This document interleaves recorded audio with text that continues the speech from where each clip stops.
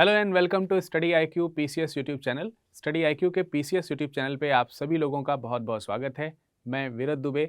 हमेशा की तरह जैसे कि आप सब लोगों को मालूम है कि आगामी जो परीक्षा है यूपी पीसीएस की 2022 में होने वाली, उसके लिए प्रीलिम्स का जो हमारे पास में एग्ज़ाम होना है, उस प्रीलिम एग्ज़ाम को ध्यान में रखते हुए हमने यहाँ पर आप लोगों के लिए ये प्रोग्राम डिज़ाइन किया है, जिसमें आज हम जिस टॉपिक पे डिस्कशन करने जा रहे हैं वो टॉपिक अवार्ड से रिलेटेड है, अर्थात पुरस्कारों से संबंधित है।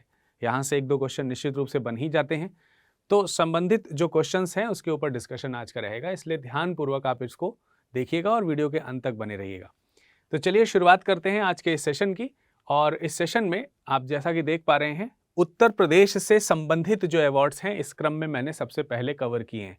यूपी में करंट अफेयर्स का सेक्शन जो होता है वो काफ़ी ज़्यादा इंपॉर्टेंट होता है, क्योंकि इसकी नंबर ऑफ़ क्वेश्चंस बहुत ज़्यादा होते हैं और उनमें यूपी से रिलेटेड करंट अफेयर्स, इसके अलावा जो नेशनल या इंटरनेशनल रिलेटेड करंट अफेयर्स होती हैं वो भी आती हैं। तो यहाँ पर फिलहाल मैं अवार्ड्स में उत्तर प्रदेश से संबंधित जो अवार्ड्स हैं वो कवर करते हुए आपको ये सेशन कवर कराऊंगा। तो चलिए शुरुआत करते हैं सबसे पहले भारत भारती सम्मान से। ठीक है, उत्तर प्रदेश सरकार की तरफ से अगर आप देखेंगे तो कई सारे पुरस्कार दिए जाते हैं। इनमें में से भारत भारती जो पुरस्कार है ये उत्तर प्रदेश हिंदी संस्थान द्वारा दिया जाता है।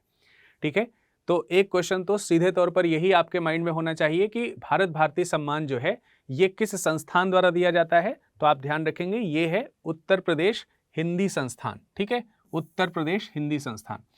भारत में कई सारे ऐसे राज्य हैं जो हिंदी को प्रमोट करते हैं, इस क्रम में उत्तर प्रदेश का भी स्थान सर्वोपरि है ही।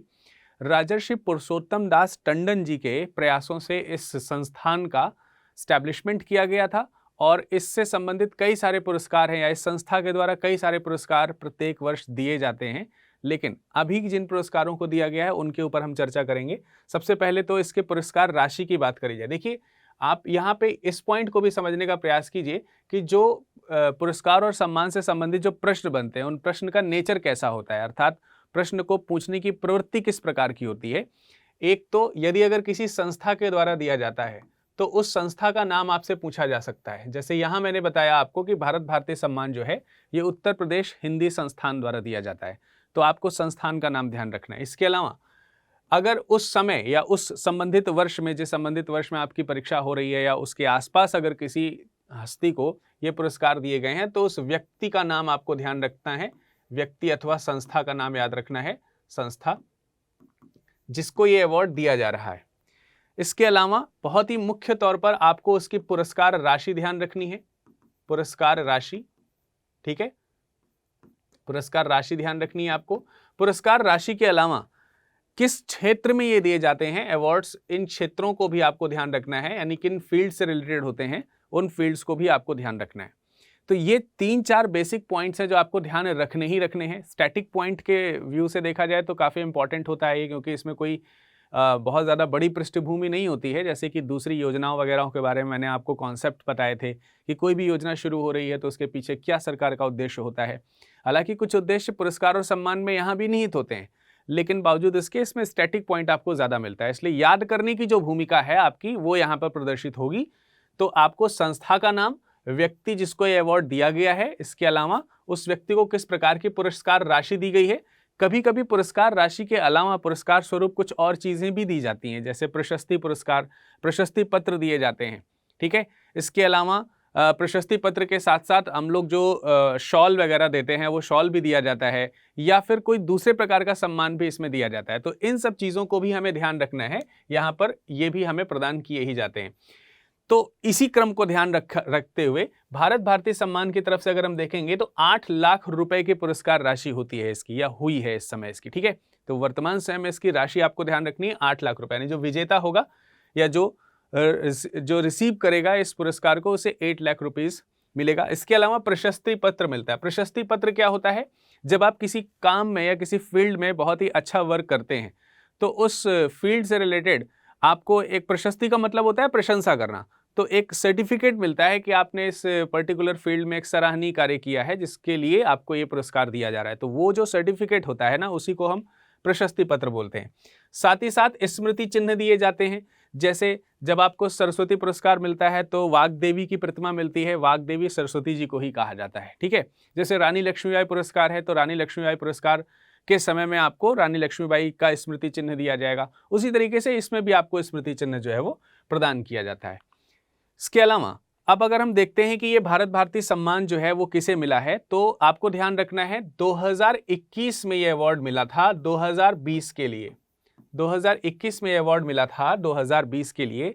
अमृतसर के रहने वाले हैं डॉक्टर पांडे शशि भूषण सितांशु, ठीक है। तो ये नाम आपको ध्यान रखना है, पांडे शशि भूषण सितांशु, ये नाम आपको ध्यान रखना है। ये विजेता हैं भारत भारती सम्मान के लिए, ठीक है।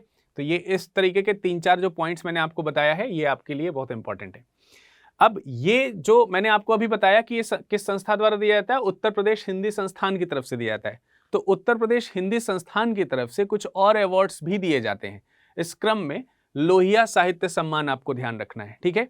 तो लोहिया साहित्य सम्मान ये भी किसके द्वारा दिया जाता है, उत्तर प्रदेश हिंदी संस्थान के तरफ से ही दिया जाता है। तो ये पॉइंट भी आपको यहाँ पर ध्यान रखना चाहिए।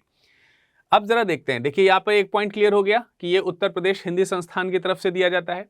इसके अलावा अगर हम इसकी पुरस्कार राशि की बात करते हैं, इसकी पुरस्कार राशि कितनी है, इसकी पुरस्कार राशि 5 लाख रुपए है, जबकि आपने भारत भारती की पुरस्कार राशि कितनी देखी थी, 8 लाख रुपए देखी थी। ये बहुत निकट के प्रश्न होते हैं, आपसे इसमें मैचिंग पे भी प्रश्न पूछे जा सकते हैं। 3-4 अवार्ड्स आपको दे दिए गए और इनके बगल में पुरस्कार राशि दे दी गई और फिर आपको मिलाना पड़ेगा या मिलान करना पड़ेगा कि कौन से पुरस्कार की कौन सी पुरस्कार राशि सही है, सही क्रम में लिखी है।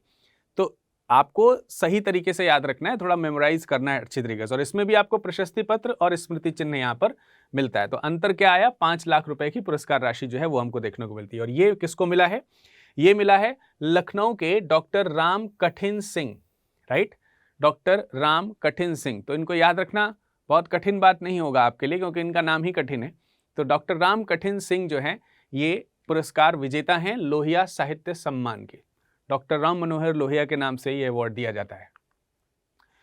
हिंदी साहित्य सम्मान की अगर हम बात करते हैं तो हिंदी साहित्य सम्मान में और जो दूसरे सम्मान हैं, यानी इस संस्था के द्वारा और जो दूसरे सम्मान दिए गए हैं, उसमें हिंदी गौरव सम्मान ये भगवान सिंह जी को दिया गया है, ठीक है। हिंदी गौरव सम्मान ये भगवान सिंह जी को दिया गया है। इसके अलावा दूसरा नाम आप याद रखेंगे, महात्मा गांधी साहित्य सम्मान। ये सारे के सारे सम्मान हिंदी साहित्य संस्थान के द्वारा ही दिए जाते हैं, ठीक है। तो हिंदी साहित्य संस्थान की ओर से जो भी अवार्ड्स दिए जा रहे हैं उसमें पहले भारत भारती का नाम मैंने आपको बताया और फिर उसका लोहिया सम्मान बताया, और फिर ये छोटे छोटे और नाम हैं जो आपको याद रखने हैं, जो कि आपसे पूछे ही जा सकते हैं।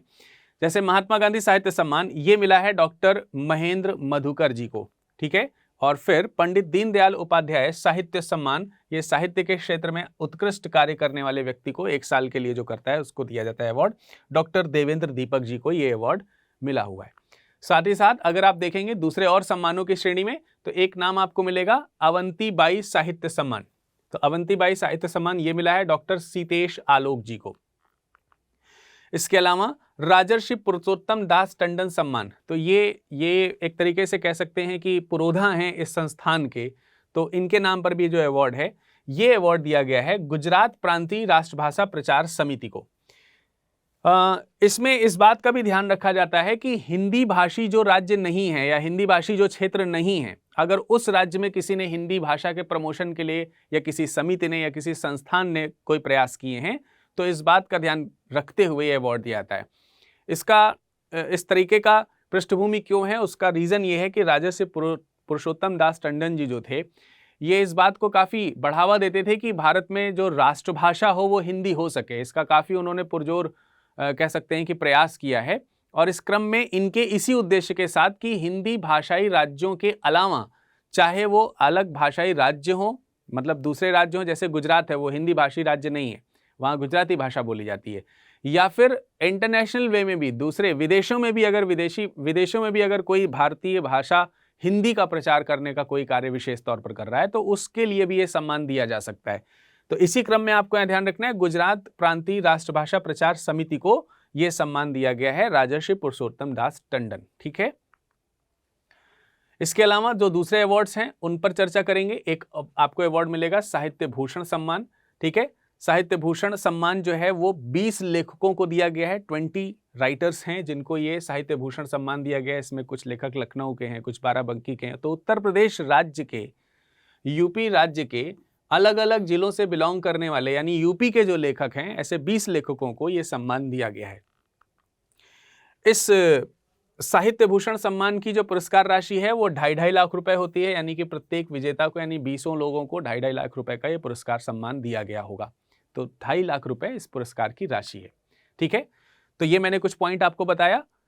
इसके अलावा आगे बढ़ने से पहले मैं आपको छोटी सी इंफॉर्मेशन दे देना चाहता हूं। यदि अगर आप लोग तैयारी कर रहे हैं यूपी पीसीएस की, यूपी पीएससी की तरफ से एग्जाम कंडक्ट कराए जाते हैं, बड़े एग्जाम के तौर पर यूपी पीसीएस का एग्जाम होता है। इसके अलावा दूसरे भी जैसे लोअर पीसीएस एग्जाम्स वगैरह भी होते रहते हैं। तो इन सब चीज़ों को ध्यान में रखते हुए स्टडी आईक्यू ने आप उत्तर प्रदेश के एग्जाम अटेम्प्ट करने वाले विद्यार्थियों के लिए एक शानदार कोर्स तैयार किया है, और उसका जो प्राइस है फिलहाल बहुत ही ज़्यादा कम किया गया है। किस समय? जबकि मंथ एंड सेल चल रही है। हालांकि ये अमाउंट काफ़ी ज़्यादा है, लेकिन बच्चों की सहायता के लिए फिलहाल इसका अमाउंट प्राइस जो है वो कितना कर दिया गया है, 4,999, यानी कि लगभग 5,000 रुपये। लेकिन इसके लिए आपको एक कोड यूज़ करना पड़ेगा, and that code is VRUP। ठीक है, VR इनिशियल्स हैं मेरे नाम के, विरत दुबे के नाम के, और यूपी आप यूपी से बिलोंग करते हैं, तो VRUP ये कोड आपको याद रखना है। आप इस कोड को जैसे ही अप्लाई करेंगे आपका जो इसका कॉस्ट है वो 4,999 आ जाएगा। तो अगर आप उत्तर प्रदेश की तैयारी कर रहे हैं तो आप शानदार तरीके से इस ग्रैंड सेल का लाभ जरूर उठाइए, और अपने जो दूसरे मित्र हैं उनको भी बताइए। और ये कोर्स लॉन्च हो चुका है, आप जाकर के ऐप पर देखेंगे तो बिल्कुल अपडेटेड रूप में दिखाई देगा। मैंने इसमें हिस्ट्री का कोर्स पढ़ाया हुआ है, आप जाकर के उसके इंट्रोडक्शंस वगैरह को देखेंगे तो आपको सारे अच्छे तरीके से समझ में आ जाएंगे। इसके अलावा यूपीएससी, आईएएस आदि के लिए अगर आप कोई कोर्स परचेज करना चाहते हैं तो उसके लिए भी डिस्काउंट चल रहा है इस समय, और आप इसके लिए विरद फ्लैश कोड का इस्तेमाल कर सकते हैं। आप इस कोड का इस्तेमाल करते ही आपको ये 9,999 का ये मिल जाएगा।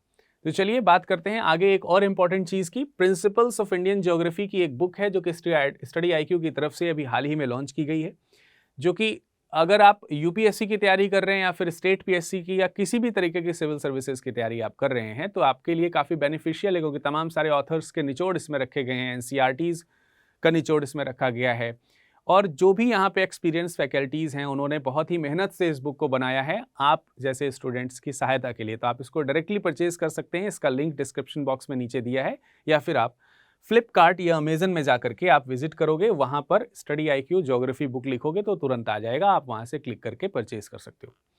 आगे की दूसरी जो अवार्ड्स हैं उनके बारे में पढ़ते समय हम एक और अवार्ड को सामने लेकर के आए हैं, और ये अवार्ड है यश भारती सम्मान।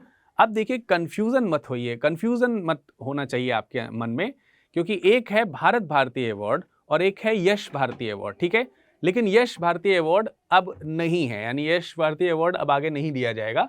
इसके ऊपर चर्चा करेंगे। इसके पहले सबसे पहले समझते हैं कि ये किस फील्ड में दिया जाता है। ये पुरस्कार साहित्य, समाज सेवा, पत्रकारिता, चिकित्सा, संस्कृति जैसे कई क्षेत्रों में योगदान के लिए दिया जाता था।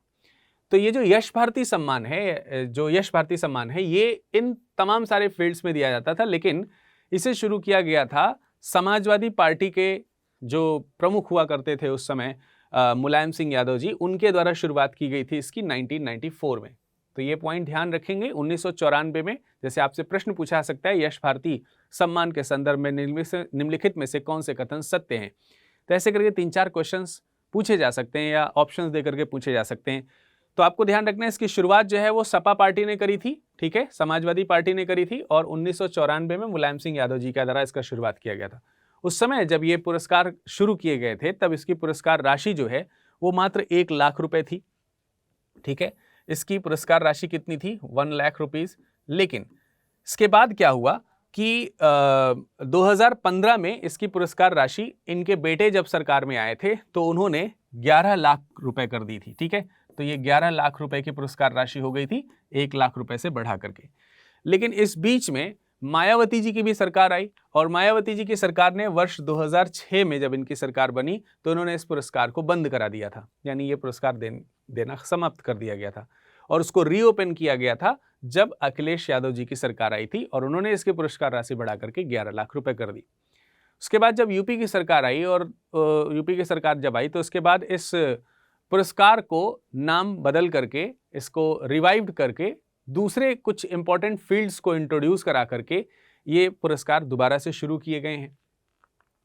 तो यश भारती सम्मान की अगर हम बात करेंगे तो सबसे पहली बात तो ये यश भारती सम्मान का नाम बदल करके अब हो चुका है राज्य संस्कृति पुरस्कार। पहले क्या नाम था इसका?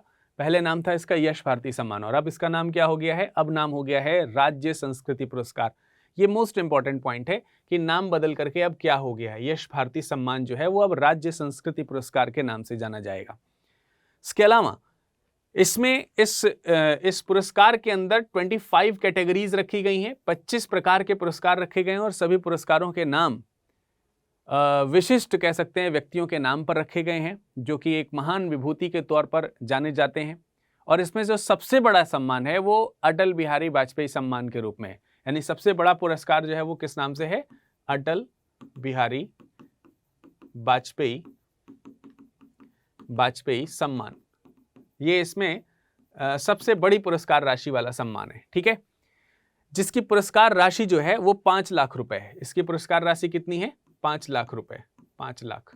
तो ये चीज आपको ध्यान रखनी है। अटल बिहारी वाजपेयी पुरस्कार जो इस श्रेणी के अंतर्गत दिया जाएगा उसकी पुरस्कार राशि जो है वो 5 लाख रुपए है, ठीक है। इसमें कुछ अवार्ड जो हैं वो हटाए भी गए हैं, जैसे कि आकाशवाणी के क्रम में, निर्देशन के क्रम में और फिल्म के क्षेत्र के जो अवार्ड्स हैं वो सब हटाए गए हैं इसमें से। इसके अलावा जो दूसरे, मैंने कहा ना 25 श्रेणियों में दिए जाएंगे, तो एक श्रेणी तो ये है, इसके अलावा जो बाकी की श्रेणी है उसमें जो पुरस्कार राशि है वो 2-2 लाख रुपए की है। तो 2-2 लाख रुपए की अन्य श्रेणी के पुरस्कार है और सबसे बड़ा जो अवार्ड है वो 5 लाख रुपए का इसमें दिया जा रहा है जो कि इनके नाम से।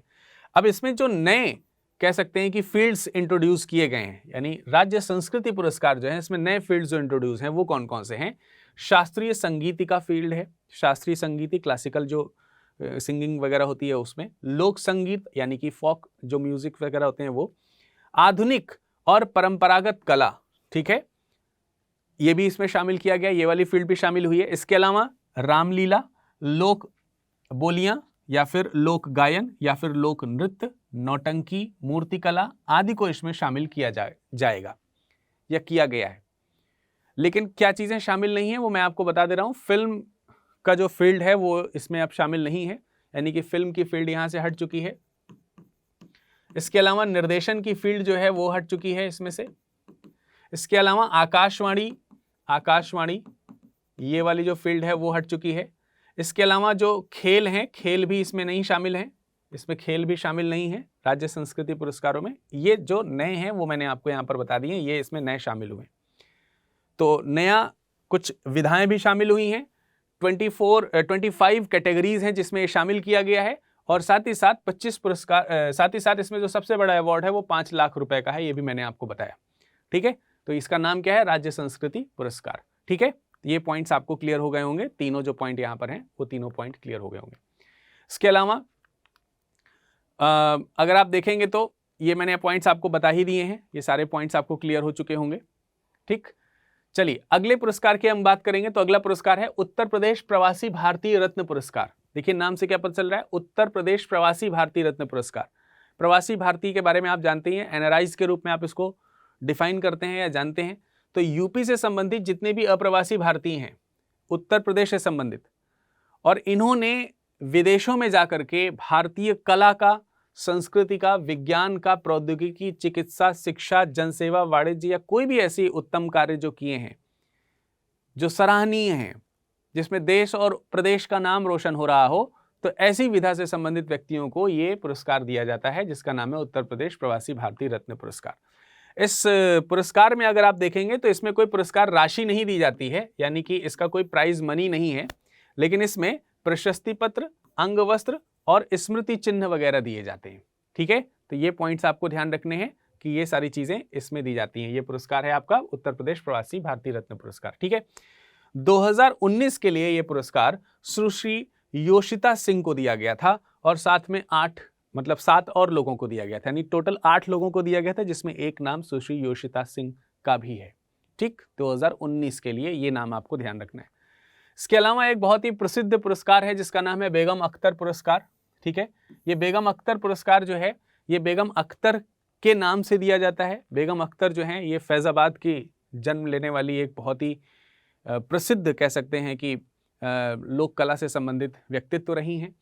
यूपी के संगीत क्षेत्र में उत्कृष्ट योगदान के लिए दिया जाता है, क्योंकि ये बेगम अख्तर जी जो हैं कह सकते हैं कि जो शास्त्रीय संगीत है उससे संबंधित हैं, और इसी वजह से संगीत क्षेत्र में ही ये अवार्ड दिया जाता है। और ये फैज़ाबाद की रहने वाली हैं।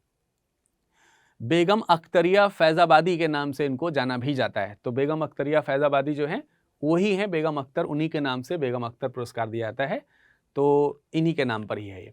इस पुरस्कार में अगर हम देखते हैं तो इसके पुरस्कार की जो राशि है वो 5 लाख रुपीज़ है, यानी कि 5 लाख रुपए है, जिसमें प्रशस्ति पत्र और अंगवस्त्र, अंगवस्त्र मतलब अंगोछा जो होता है ना डाला जाता है, वो अंगोछा दिया जाता है। और प्रशस्ति पत्र का मतलब वही जो प्रशंसा पत्र होता है, फील्ड में अच्छा काम जिसने किया है उसके लिए दिया जाता है। इसमें 2017-18 के लिए ये पुरस्कार जो है ये शास्त्रीय गायक और हारमोनियम वादक पंडित धर्मनाथ मिश्र और गजल गायक उस्ताद सखावत हुसैन खान को दिया गया है। तो दो लोगों का नाम आपको याद रखना है यहाँ पर। एक नाम पंडित धर्मनाथ मिश्र का है और दूसरा नाम आपका उस्ताद सखावत हुसैन खां का है। उस्ताद सखावत हुसैन खां किस विधा से संबंधित हैं? तो आप देखेंगे गजल गायकी से हैं। ठीक है, किस नाम से हैं? गजल गायकी के नाम से हैं। और पंडित धर्मनाथ मिश्र जो हैं ये शास्त्रीय गायक हैं और साथ ही साथ हारमोनियम वादक भी हैं। तो इनकी दोनों विधाएं आपको ध्यान रखनी चाहिए। इसके अलावा अगले अवार्ड के ऊपर चर्चा करेंगे। अगला अवार्ड है रानी लक्ष्मीबाई पुरस्कार। रानी लक्ष्मीबाई पुरस्कार जो है ये आपका शिक्षा, उद्योग, चिकित्सा, खेल, वीरता आदि में अद्वितीय योगदान प्रदर्शित करने वाली या योग्यता प्रदर्शित करने वाली जो महिलाएं होती हैं उनको दिया जाता है। तो ये एक तरीके से आप देख ही सकते हैं, रानी लक्ष्मीबाई वीरता का पर्यायवाची हैं, वीरांगना हैं। तो जो उत्तर प्रदेश की जो वीरांगनाएं हैं इन फील्ड्स की, ठीक है, उन वीरांगनाओं को ये पुरस्कार दिया जाता है। इसमें पुरस्कार राशि जो है वो 1 लाख रुपए है। इसकी पुरस्कार राशि कितनी है? 1 लाख रुपए। साथ ही साथ कांसे की एक प्रतिमा भी दी जाती है प्रतीक चिन्ह के रूप में, और ये प्रतिमा जो है ये रानी लक्ष्मीबाई की होती है। जैसे आप ये देख सकते हैं कांसे की प्रतिमा है, ठीक है, और जो अंगवस्त्र है वो भी प्रदान किया जाता है, यानी अंगोछा जो है वो भी प्रदान किया जाता है। तो आशा करते हैं आपको ये सारे के सारे जो अवार्ड्स हैं वो समझ में आए होंगे। और आज के अवार्ड से बनने वाले जो प्रश्न हैं उस प्रश्न को मैं आपसे यहाँ पर पूछ रहा हूँ, इनके उत्तर आप नीचे कमेंट सेक्शन में कमेंट करके जरूर दीजिएगा, या आप डायरेक्टली भी मुझसे संपर्क कर सकते हैं। क्वेश्चन है, भारत भारती सम्मान किस संस्था के द्वारा प्रदान किया जाता है? तो थोड़ी देर पहले ही मैंने आपको बताया था, 4 ऑप्शंस दिए हैं। उत्तर प्रदेश हिंदी संस्थान, उत्तर प्रदेश प्रवासी भारतीय विभाग, उत्तर प्रदेश कला एवं संस्कृति विभाग, या फिर उपरोक्त में से कोई नहीं। चारों में से कौन सा ऑप्शन सही होगा ये कमेंट सेक्शन में कमेंट करके जरूर बताइएगा। अगला प्रश्न है हमारे पास में, यश भारती पुरस्कार की जगह उत्तर प्रदेश सरकार द्वारा किस पुरस्कार को प्रदान किए जाने की घोषणा हाल ही में की गई है? और ये ऑप्शंस हैं आपके, उत्तर प्रदेश रत्न पुरस्कार, बेगम अख्तर पुरस्कार, राज्य संस्कृति पुरस्कार, या फिर लक्ष्मण पुरस्कार। इसके अलावा अगला प्रश्न जो हमारा है वो है, राज्य संस्कृति पुरस्कार में निम्नलिखित में से राज्य संस्कृति पुरस्कार निम्न में से किस श्रेणी में नहीं दिए जाएंगे? यानी कौन सी विधा है या कौन सी श्रेणी है जिसमें ये संस्कृति पुरस्कार नहीं दिए जाएंगे? ऑप्शंस हैं फिल्म, आकाशवाणी, खेल, या उपरोक्त सभी। इस प्रकार के प्रश्नों के उत्तर आपके लिए काफ़ी इंपॉर्टेंट होंगे। इस उत्तर को हम लोग अगली श्रृंखला में जानेंगे। जब हम अगली श्रृंखला शुरू करेंगे तो पहले इन प्रश्नों का उत्तर देंगे, लेकिन फिलहाल आप इन प्रश्नों का आंसर कमेंट सेक्शन में कमेंट करके दीजिएगा। और यदि अगर अभी तक आपने स्टडी IQ के यूट्यूब चैनल को सब्सक्राइब नहीं किया है तो study IQ PCS YouTube channel पर जाइए, उसे सब्सक्राइब कर दिए और प्रेस करिएगा बेल आइकन को, जिससे कि आपको ये शानदार सेशंस लगातार मिलते ही रहें। इसके अलावा आप किसी भी तरीके से मुझसे संपर्क कर सकते हैं। कोई डाउट हो, कुछ पूछना हो तो आप पूछ सकते हो। साथ ही साथ स्टडी IQ के साथ अब आपका SDM बनने का सपना ज़रूर पूरा होगा, ऐसी हमारी और हमारी पूरी टीम की आशा है। मेहनत करके लगन के साथ पढ़ाई करिए। मुलाकात करेंगे अगले सत्र में, तब तक के लिए नमस्कार, धन्यवाद।